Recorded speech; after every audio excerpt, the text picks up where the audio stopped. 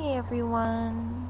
So it's probably the last beautiful day we're going to have of this season, and I'm just sitting out back really enjoying the weather and kind of dreading, not kind of, absolutely dreading the cold. I don't do well. But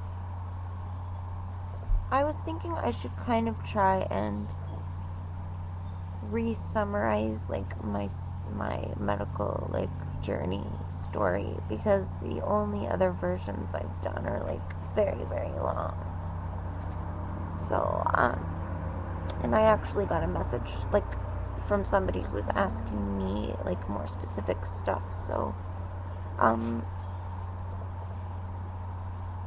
I was a healthy child, never had any problems, except for a back injury that happened in 6th grade. I was like a nerd and nobody wanted to play with me, and then this one night at a parent-teacher conference, this kid was like, let's get on the teeter-totter, and I was all excited because somebody wanted to play with me, and they thought it'd be awesome to get off when I was on the top, and yeah, it was horrible.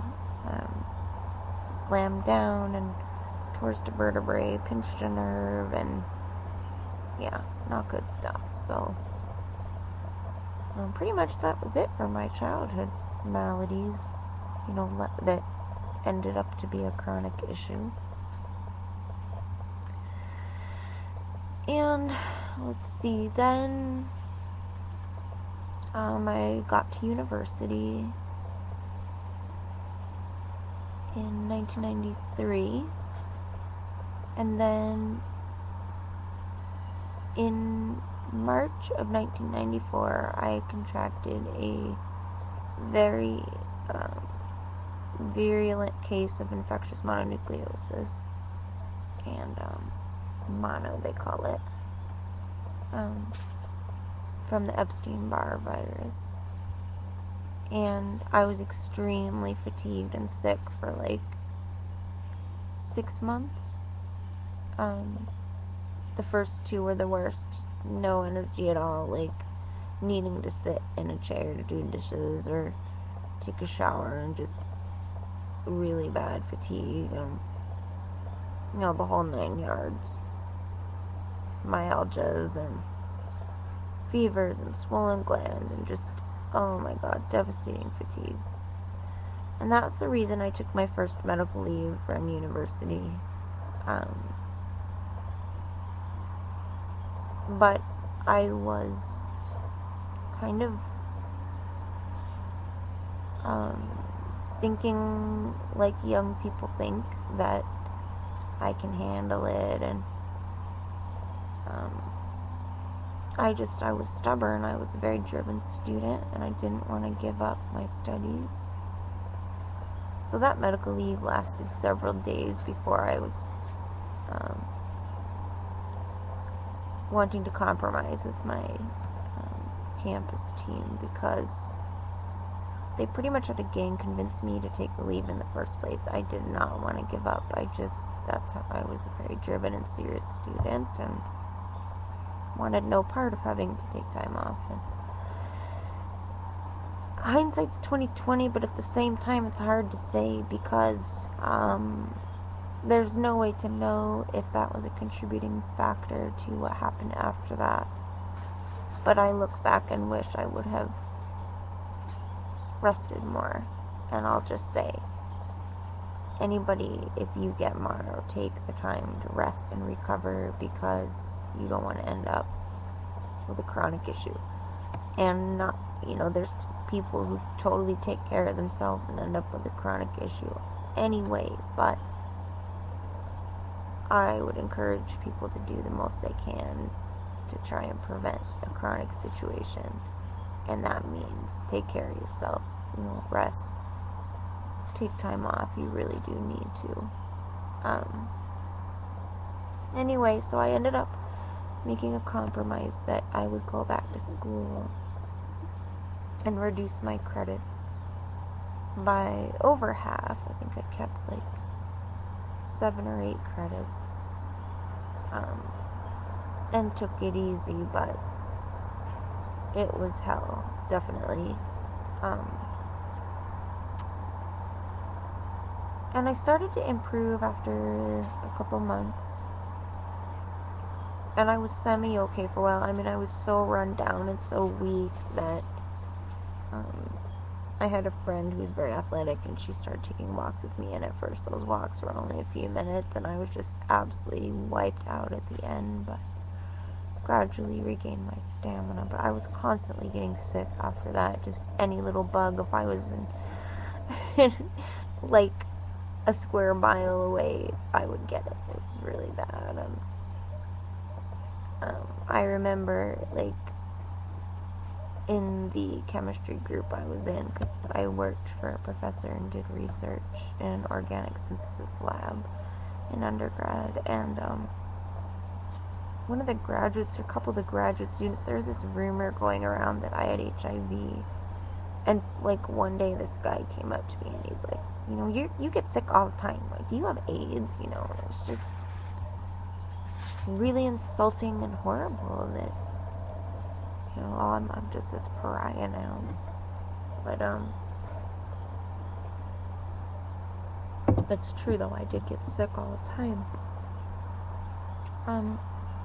But other than that, like, the fatigue persisted, and I definitely was much more susceptible to contracting opportunistic infections. Nothing like chronic happened until, I think the following summer or the next summer after that. I'm trying to remember, but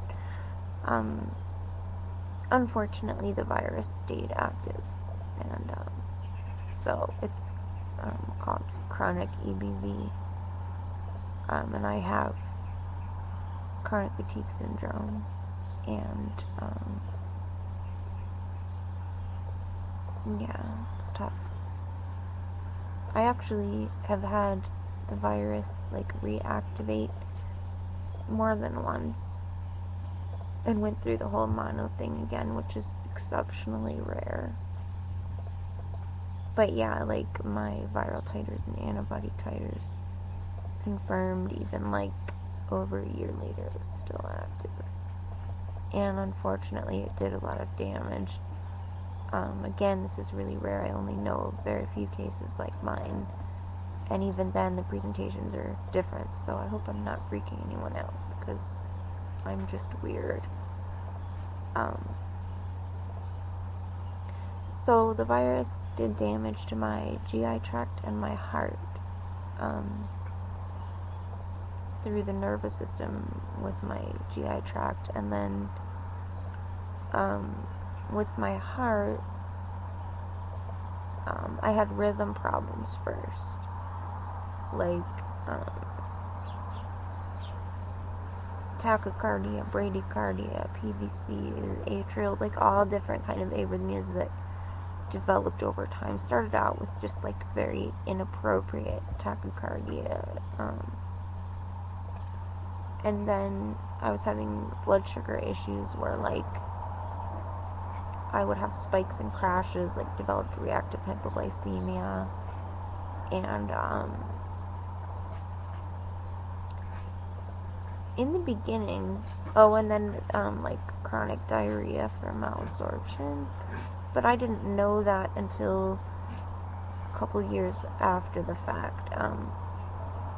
In the beginnings, my symptoms were vague and not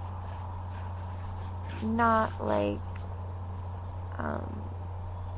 easily identified. Like, they eluded diagnosis, and that's really tough. And like, just watching videos on here and seeing other people that deal with either rare or misunderstood diseases, and just the poor treatment and suspicion and judgment and dismissal, it's so damaging. Like, you feel like crap, and then you have people judging you, and like, it's horrible. It's horrible, you know.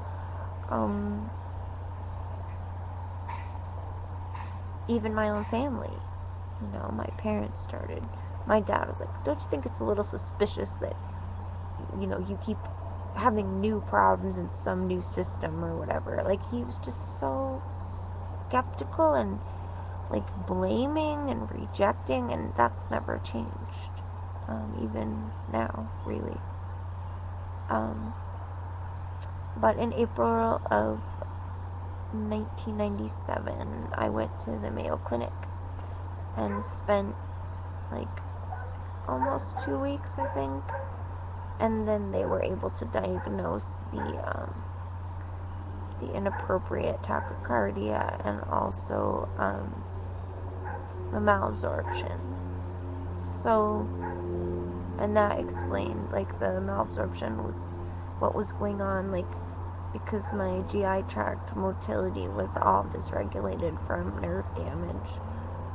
That was also why it's getting the reactive hypoglycemia, just because things weren't moving like they should through my system. So, and then I felt so vindicated that they found something and had a name for it, because seriously, like, people were so harsh, and it slayed me. Like I said, I was like a type A driven student, and I hated anything getting in the way.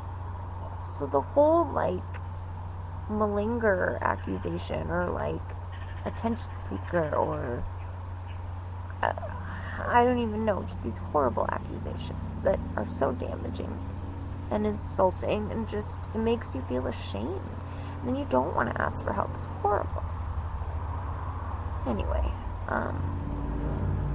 but things kept progressing, and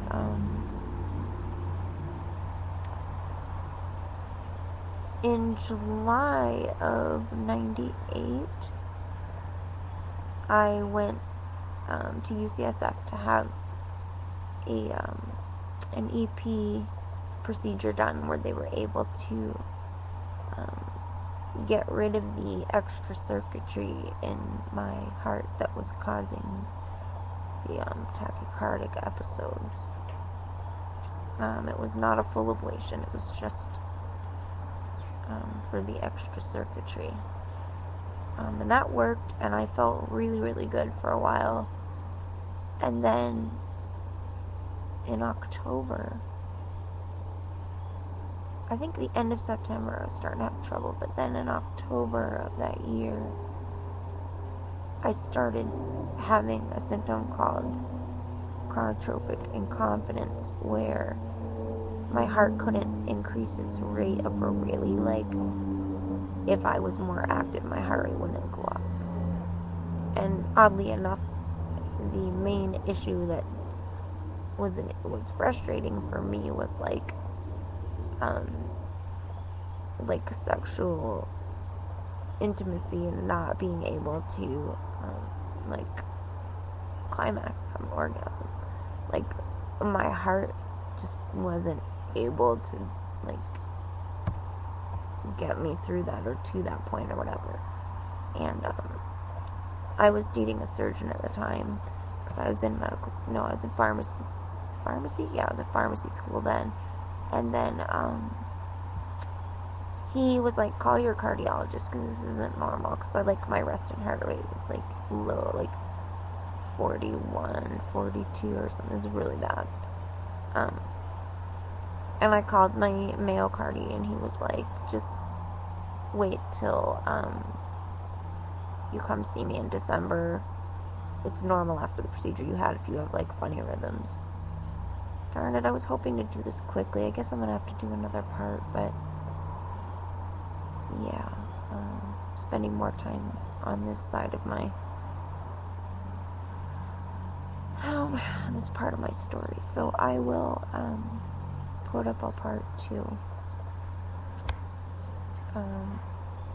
But yeah, my boyfriend was like, you need to get a second opinion, go see a cardiologist at your hospital, like, where I went to school. So I did, and I'll tell you the rest in part 2.